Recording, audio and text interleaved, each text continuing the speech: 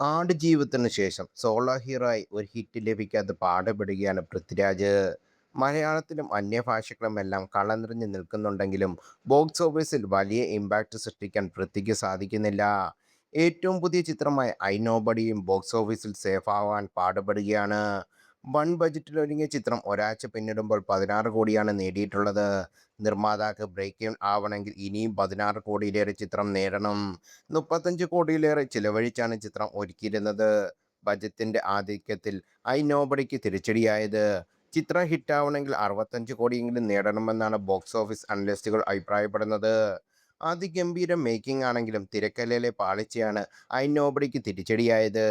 രാജീവൻ എന്ന സാധാരണക്കാരൻ ഒരു ബാങ്ക് മോഷണത്തിന്റെ ഭാഗമാകേണ്ടി വരുന്നതും പിന്നീട് അയാൾ നേരിടുന്ന പ്രശ്നങ്ങളുമാണ് ചിത്രത്തിന്റെ കഥ. വലിച്ചു നീട്ടിയ കഥയും ക്ലൈമാക്സിലെ അമിത ഹീറോയിസവും ചിത്രത്തിന് തിരിച്ചടിയായി മാറി. ഐ നോബഡിയും പരാജയത്തിലേക്ക് കുതിക്കുന്നതോടെ തുടർച്ചയായ രണ്ടാമത്തെ ഫ്ലോപ്പാണ് പൃഥ്വിരാജിന് ലഭിക്കുന്നത്. കഴിഞ്ഞ വർഷം തിയേറ്ററിലെത്തിയ വിലായത്ത് പുത 10 കോടി പോലും നേടാനാകാതെ കളം വിട്ടത്. 30 കോടിയിലേറെ ചെലവഴിച്ച് ഒരുങ്ങിയ വിലായത്ത് പുത നിർമ്മാതാക്കൾക്ക് കനത്ത നഷ്ടമാണ് സമ്മാനിച്ചത്. ഇതുവരെ ഒരൊറ്റ OTT പ്ലാറ്റ്ഫോമും ചിത്രം ഏറ്റെടുത്തിരുന്നില്ല. വിലായത്ത് ബുദ്ധയും ഐ നോബഡിക്കും പുറമെ പൃഥ്വിരാജ് ഭാഗമായ ചിത്രമായിരുന്നു പള്ളിച്ചട്ടമ്പി. ടൊവിനോ നായകനായി എത്തിയ ചിത്രത്തിൽ പട്ടേലർ കുഞ്ഞമ്പു നമ്പ്യാർ എന്ന കഥാപാത്രമായിട്ടാണ് പൃഥ്വി പ്രത്യക്ഷപ്പെട്ടത്.